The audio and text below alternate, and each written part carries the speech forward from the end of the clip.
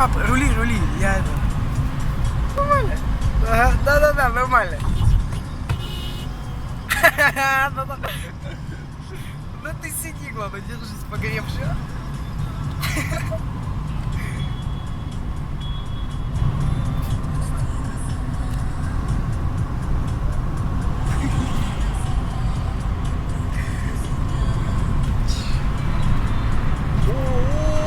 Давай еще ножку вставлять, что ты?